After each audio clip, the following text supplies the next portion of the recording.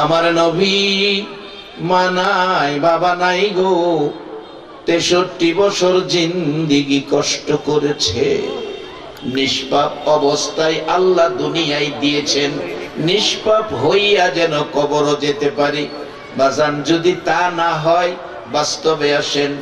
আজকের জাফরি সাহেব মাহফিলের জন্য মাইক এনেছে, মাইকের 2টা মাউথ আমার সামনে দেওয়া। এর একটা মাউথ যদি ভেঙ্গে ফেলে মাইকের মালিক এটা কি নিবে? কেন নিবে না? আমার জিনিসটা ভালো ছিল, ভালো জিনিস আপনি ভাঙলেন কেন? জরিফানা দেন, জরিফানা নিবে। বন্ধুত্ব থাকলে জরিফানা যদি নাও নেয়, মনে মনে হইলে কষ্ট পাবে। বন্ধু হয়ে আমার ক্ষতিটা করলো। একটা মাউথ টানছেন, যেমন আনছেন তেমন ফিরাইয়া দিতে হবে। আল্লাহ বলেন আমি নিষ্পাপ করে দুনিয়াতে পাঠাইছি, নিষ্পাপ হইয়া তোমরা আমার কাছে আসবে, তাহলে আসার পর আমি জান্নাতি খাবারের ব্যবস্থা করে রাখছি। আমার আল্লাহর এই নির্দেশগুলো, এই কথাগুলো বুঝাইয়া দেওয়ার জন্য আল্লাহর আদরের সৃষ্টি, আদরের মাখলুক, যাদেরকে সুন্দর করে বানাইছে, যাদের দাম ফেরেশতার চেয়েও বেশি দিয়েছে, একবার বলুন আল্লাহু আকবার। এই মানুষগুলোকে নিষ্পাপ অবস্থায় এসেছে, নিষ্পাপ বানায়া রাখার জন্য।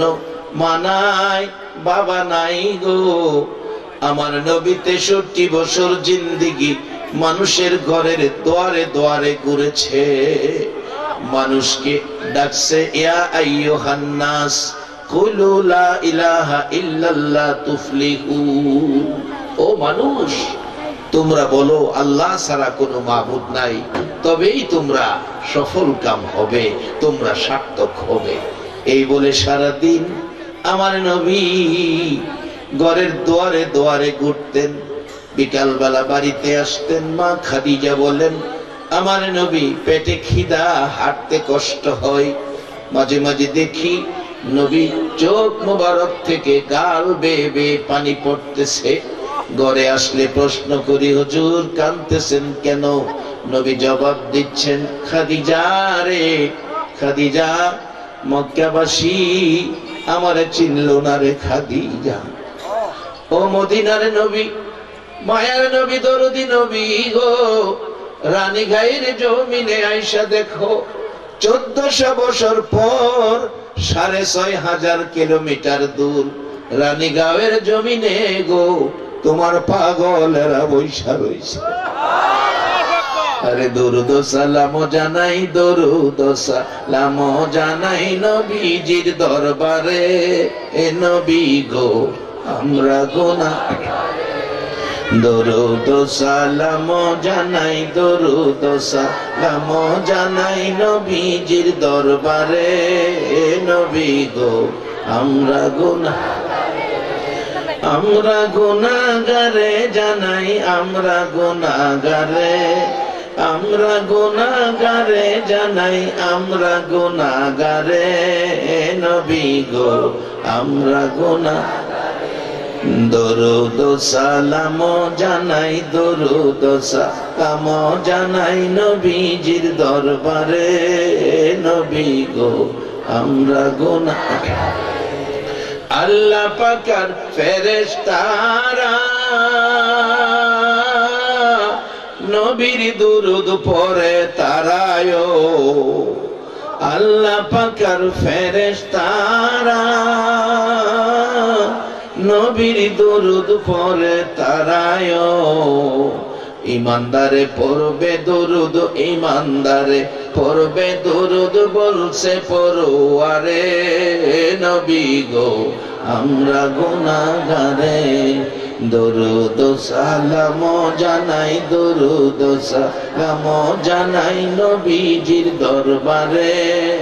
নবী গো আমরা নবীর দরুদ পড়ে যারা, দয়াল নবীর আপন তারায়। নবীর দরুদ পড়ে যারা, দয়াল নবীর আপন তারায় শাফায়াত করবে নবী শাফায়াত করবে নবী ময়দানে হাসরে এ নবী গো আমরা গুনাহগারে দরুদ সালাম জানাই দরুদ সালাম জানাই নবীজির দরবারে এ নবী গো আমরা গুনাহগারে জানাই আমরা গুনাহগারে জানাই আমরা গুনাহগারে হে নবী গো আমরা গুনাহগারে ইউসাল্লুনা আলান নবী কোরআনেতে লেখা পাবিও ইউসাল্লুনা আলান নবী কোরআনেতে লেখা পাবিও মানলে কোরআন থাকবে সবাই মানলে কোরআন থাকবে সবাই রহমতের সাগরে এ নবী গো আমরা গুনাহগারে দরুদ সালাম জানাই দরুদ সালাম জানাই নবীজির দরবারে এ নবী গো আমরা গুনাহগারে জানাই আমরা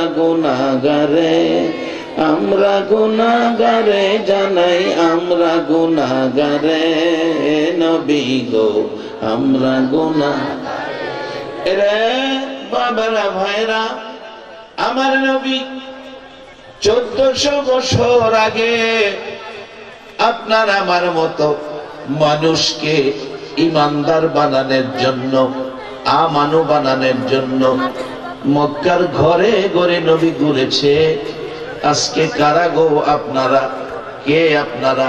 কোন মায়ের সন্তান? 1400 বছর পর 6500 কিলোমিটার দূর একটা দিন কেউ আপনাদের ঘরের দুয়ারে গেল না।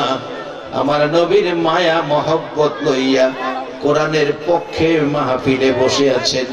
আমার নবী আপনাদের কথা 1400 বছর আগে বলে গেছেন। আজকের মেহমানদের বাজেট কি আসবে? মাজলিসু ফিকহিন খায়রুম মিন ইবাদাতি 60 সানা। আজকের এই কোরআন সুন্নাহর এক মাজলিসে বসার বিনিময় আমার আল্লাহ 60 বছর ইবাদতের চেয়ে বেশি নেকি দান করে দিয়েছে। এরে বাবারা কেন দান করে দিল? আমার নবী এই নেকি পাওয়ার জন্য উম্মতে 63 বছর জিন্দেগি কষ্ট করেছে। নিজের জন্য নয়, বাড়ি গাড়ি করার জন্য নয়, শুধুমাত্র গুনাহগার উম্মতের দামি বানানোর জন্য, উম্মতের জাহান্নাম থেকে বাঁচাইয়া জান্নাতি বানানোর জন্য আমার নবী বাড়ি বাড়ি ঘুরেছে, বাড়ি বাড়ি ঘুরেছে। কোনদিন বিকালে ঘরে আসছে, কোন দিন সন্ধ্যা হয়েছে। মা খাদিজা বলেন কোন দিন রাত্র গভীর হয়ে গেছে। একদিন রাত্র গভীর হলো, নবীজি আসে না। কি হলো? চিন্তায় পড়ে গেলাম।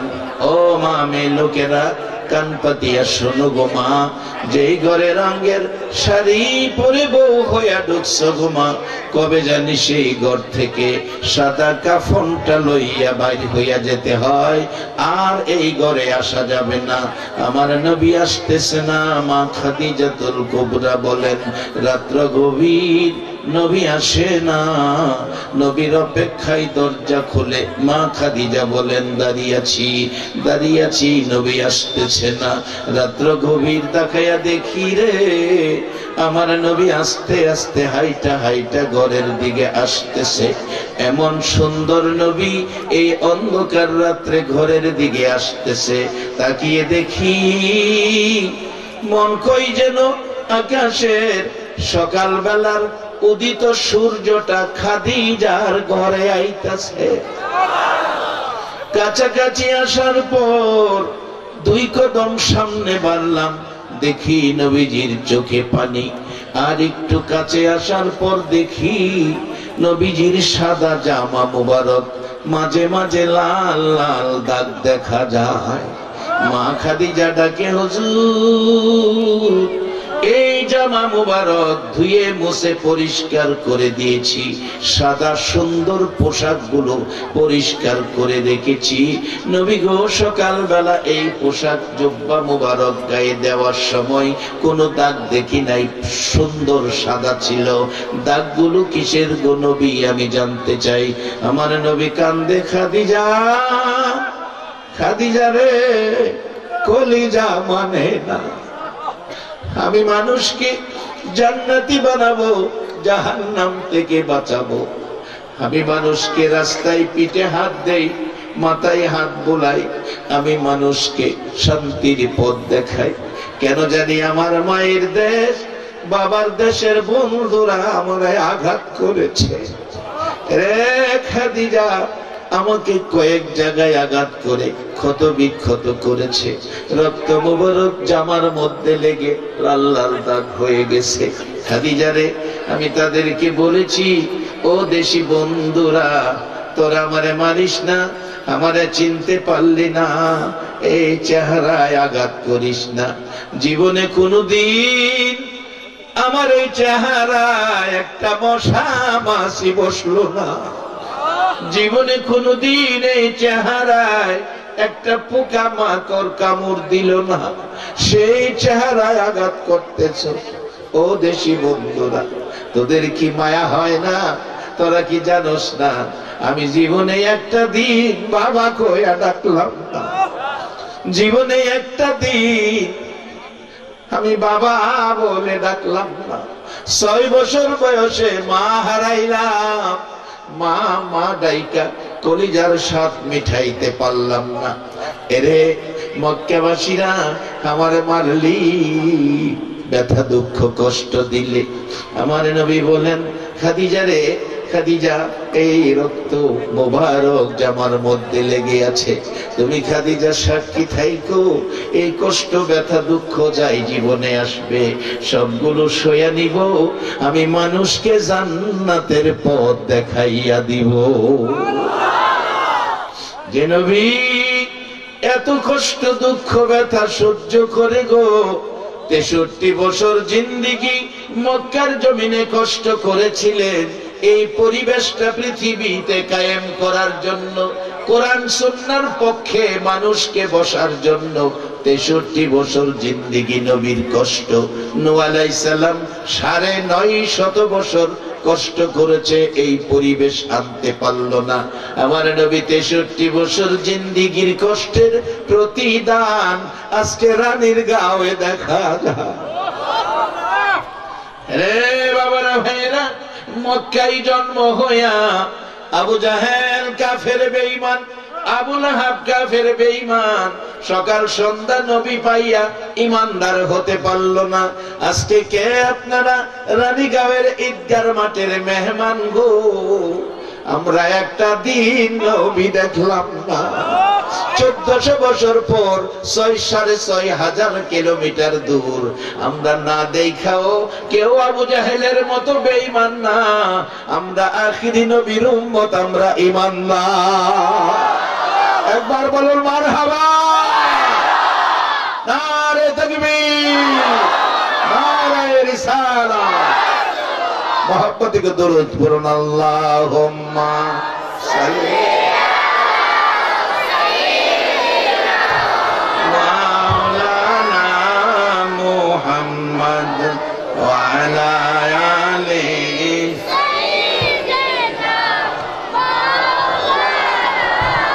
मुहम्मद अल्लाहुम्मा सल्ली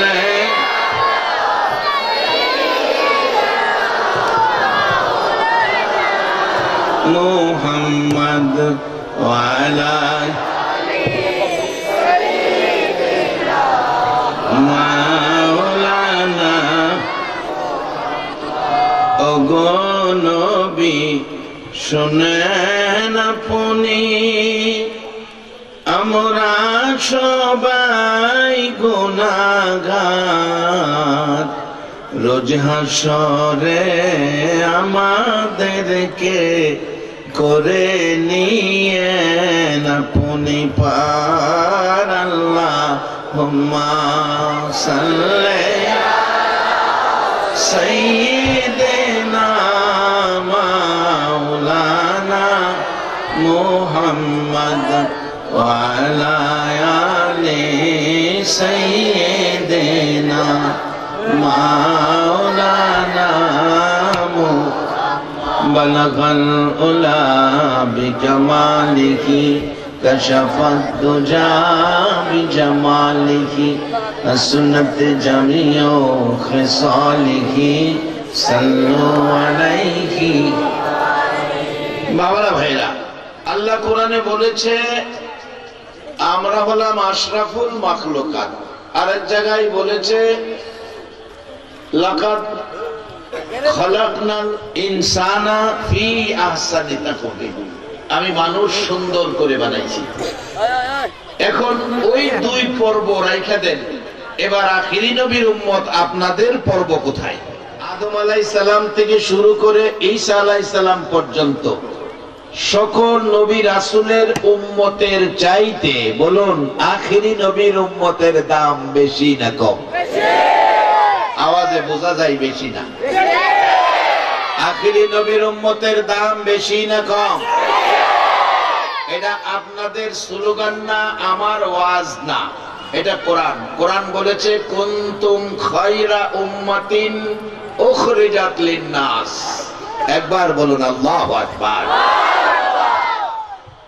এত ইজ্জত সম্মান মর্যাদা যেই নবীর উম্মত হওয়ার পর আমরা পেয়েছি, এখন নিষ্পাপ করে দুনিয়ায় দিয়েছে, এখন নিষ্পাপ হইয়া কবরে যাওয়ার পরামর্শ দিতেছে। নিষ্পাপ হওয়ার জন্য আল্লাহ পাকের পরামর্শ নবীর মাধ্যমে পেয়েছি। নবীর কথাগুলো মানা বলুন দরকার আছে কিনা? আপনারা নবীর কথা মাইনা নিষ্পাপ হইয়া কবরে যাইতে রাজি আছেন? কবরে যাইতে হবে, এই কথাটা সত্য না মিথ্যা?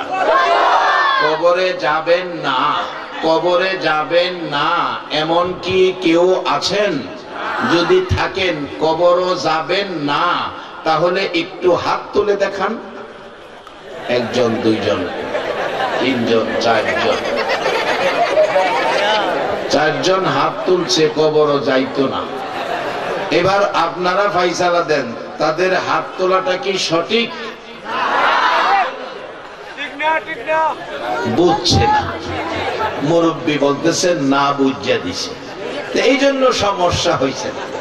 আমরা আখিরি নবীর উম্মত, এই ছোটখাটো গুনাহ আল্লাহ খাতায় লিখতে দেয় না। এইটা লেখা জায়গা বন্ধ করে লাভ নাই। এই নবীর উম্মত হওয়ার কারণে আমরার দাম ফেরেশতার চেয়ে বেশি হয়ে গেছে। এই নবীর উম্মতের খেদমত করার জন্য ফেরেশতারা আসে। কোন পর্যায়ে গেলে আসে? আসুন সে পর্যায়ে যাই। আমার সাবজেক্ট মৃত্যু। আমাদের প্রত্যেকের মরতে হবে, এই কথাটা কি রাইট?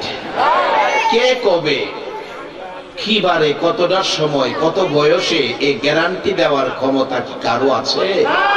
এই কোরআন বলেছে ক্ষমতা নাই। কোরআন বলেছে অমাল হায়াতুদ দুনিয়া ইল্লা মাতাউল গুরুর। পাও থেকে মাথা পর্যন্ত এই মাটির দেহকে দুনিয়ায় দিয়ে হায়াত নামের একটা পাখি ঢুকাইয়া দিলেন। এটা ছলনাময়, যেই কোনো সময় তোমারে ভাড়াইয়া এই পাখি যাইব গা, এটার কোনো গ্যারান্টি নাই। সেজন্য আল্লাহর পরামর্শ, ও ইমানদাররা, আখিরি নবীর উম্মতের পরামর্শ দিয়েছেন। ইয়া আইয়ুহাল্লাযীনা কাফারু এ কথা কয় না, ইয়া আইয়ুহান নাস এ কথাও কয় না, বলছে ইয়া আইয়ুহাল্লাযীনা আমানু, ও ইমানদাররা তোমরা আমাকে ভয় করো। হাক্কা তুকাতি, সঠিক ভয়। আচ্ছা, একটা লোক যদি আল্লাহকে ভয় করে, বলুন সেই লোকটা কি অন্যায় করতে পারে? বাস্তবে আসেন, আপনাদের এলাকায় হয়তোবা এ রোগ নাই, আমাদের এলাকার কথা বলছি। একদিন দেখি এক টিন দুধ দুধের মালিকের মাথায় বাজারের মধ্যে ঢাইলা দিতেছে। আমি জিজ্ঞাইলাম, কিরে বাবা, এই দুধ দিয়া বাজারে গোসল করাইতেছেন, লোকটার তো ভাগ্য বালা, এত মানুষের সামনে দুধ দিয়া গোসল করাইতেছেন। জিজ্ঞাইলাম দুধ বলারে, বাজান আপনার নসিবটা ভালা, শত শত মানুষ দেখতেছে দুধের গোসল করাইতেছে। হুজুর ভাগ্য ভালো না, আমার হুজি শেষ, হুজি শেষ, ছেলে মেয়ের রিজিক শেষ। কি হয়েছে? হুজুর 18 সের দুধ, তখন শের ছিল, শের 18 সের দুধ ছিল। হুজুর এটা আমার হুজি, মাত্র 2 সের পানি দিছিলাম, 2 সের পানি, 18 সের দুধের লগে 2 সের পানি দিছিলাম। আজকে এই দুধ আমার মাথার ডালছে, এই বিপদ, আমার হুজিটা শেষ। আচ্ছা, যেই ব্যক্তি আল্লাহকে ভয় করে সে কি দুধে পানি দিতে পারে? তাইলে হের ফুজি ঠিক আছে। একজন ফুজিওয়ালা কবরে যাবে, আল্লাহ বলছেন তাকে কবরে 3 বেলা জান্নাতের খাবার খাওয়াবে। কোরআন শরীফ, বাল আহইয়াউন ইনদা রাব্বিহিম ইরযাকুন। আর যারা আল্লাহকে ভয় করে তাদের পুরস্কার কি? বাস্তবে আসেন, ওমর ফারুক রাদিয়াল্লাহু তাআলা আনহুর জীবনী। ওমর মদিনার শাসক, রাষ্ট্রপতি, রাত্রে ঘুমায় না, রাস্তায় বাড়ি বাড়ি ঘুরে, কেউ নেই কারো ক্ষতি করে, কারো সম্পদ নষ্ট করে, কেউ নেই কাউরে কষ্ট দেয়, ঘুরে ঘুরে দেখে, কেউ নেই অন্যায় করে, কেউ নেই অপরাধ করে। রাষ্ট্রপতি বাড়ি বাড়ি ঘুরে, ঘুরতে ঘুরতে রাত্র শেষের দিকে দেখে একটা ঘরে বাতি, মানুষের লড়াচড়ি। এটা ছিল দুধের ব্যবসায়ী। আমাদের এলাকায় ওই লোকদেরকে গোয়াল বলে, গোয়াল। গোয়াল বেটা দুধ দোহন করছে, দুধ দোয়াইছে। এদিন দুধ একটু অন্য দিনের তুলনায় কম হইছে। তার মেয়েকে বলতেছে গোয়াল বেটা, মাগো দুধ আজকে অনেক কম হইছে, একটা কাম করো, কিছু পানি দুধের মধ্যে মাইরা দাও। গোয়াল বেড়া বাবাই বলতেছে, হযরত উমরের জীবনীর থেকে বলছি, এই কিছু পানি দুধের লগে মাইরা দাও, দুধ আজকে কম হইছে। মেয়ে বলছে, বাবা বললেন কি? উমর কি বলেন শুনেন নাই? কেউ অন্যায় অপরাধ করতে পারবে না। গোয়াল বেড়া কয়, আরে পাগলিনী মা, মেয়ে, এই শেষ রাত্রে উমর কি তোমার ঘরের কোনায় খাড়াই দিচ্ছে? উমরে কি দেখতেছে? মারো পানি। মহিলা বলছে, বাবা উমর যদি নাও দেখে, উমরের মালিক যিনি, তোমার মালিক যিনি, আমার মালিক যিনি, সেই মালিক কিন্তু দেখতেছে। বলুন এই মালিকটা কে? আরো জোরে। আল্লাহ যে কত খুশি হয় বান্দা আল্লাহ কইয়া স্বীকার করে। আল্লাহ মানব সৃষ্টির সার্থকতাই হলো মানুষ আল্লাহ কইয়া ডাক দিব। অন্তর থেকে মহব্বতে আল্লাহর আরশে যেন ধাক্কা লাগে। সবাই বলুন মালিকটা কে? ওই উমর কি ঘরের কোনায়? ওই সময় উমর ঘরের কোনায়। উমর এই মেয়েটা আল্লাহর প্রতি এত ভয়, আর এ আল্লাহর প্রতি ভয় রাখা আমাদের প্রত্যেকের দরকার আছে কিনা? কেন দরকার আছে? আল্লাহ যে আছে বান্দার অতি কাছে। কোরআন বলছে, অনাহনু আকরাবু ইলাইহি মিন হাবলিল ওয়ারিদ। বান্দারে আমি তোর ঘাড়ের সাহারগ হইতে আরো নিকটে আছি। সে আল্লাহকে ভয় করলেন। গোয়াল বেডার মেয়ে, গোয়াল বেডার মেয়ে দুধে পানি দিল না। আল্লাহ দেখবে, উমর নাও দেখতে পারে, আল্লাহ দেখবে। উমর ঘরটা চিহ্নিত করে চলে গেলেন। সকালবেলা বাহিনী পাঠাইলেন, গোয়ালবেটা এই নাম্বারে ধরে নিয়ে আসো, গোয়ালবেটার মেয়েকে নিয়ে আসতে বলো। উমর এত কড়া বিচারক ছিলেন, বাঘের বিচার করার ক্ষমতা রাখতেন। যেই উমর কাগজে চিঠি দিয়া নদীর কাছে পাঠাইলে, নদীর পানি চিঠি পাইয়া জোয়ার হইয়া আসতেন। সেই ওমরে খবর পাঠাইলেন, তাড়াতাড়ি আসতে বলো। গল বেটা কাঁপতে কাঁপতে ভয় অন্তরে লইয়া মেয়েকে নিয়ে আসতেছে। মাগো, না জানি কোন বিপদ আজকে হয়ে যায়। ওমর পাশে একটা আসন রাখলেন। গল বেটা কাছে গিয়ে বলছেন, হুজুর, বেয়াদবি হইলে ক্ষমা করে দিয়েন। কোন অপরাধের দায়ে রাজ দরবারে উপস্থিত করেছেন? ওমর বললেন, কথা হবে পরে, আগে আমার পাশে বসেন। পাশে বসেন।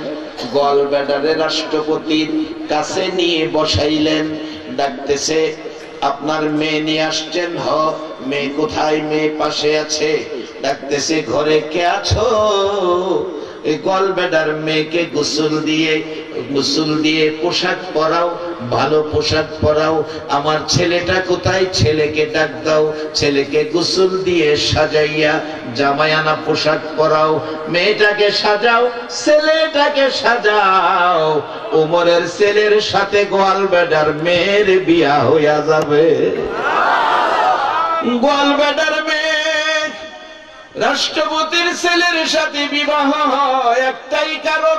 কারণটা ছিল ভয় করেছে কাকে? আরো বলুন, কাকে? সে আল্লাহ এখনো আছে কিনা? বাবারা, আল্লাহর ভয় যদি থাকে মানুষ অন্যায় করতে পারবে না, তাহলে নিষ্পাপ থাকবে। দুনিয়ায় পাঠাইছে আল্লাহ নিষ্পাপ বানাইয়া, আবার দুনিয়ায় যেন নিষ্পাপ থাকতে পারি।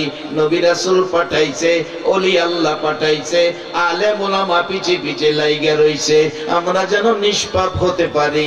আপনাদের রানীগাঁয়েও মাদ্রাসা প্রতিষ্ঠা হয়ে গেছে।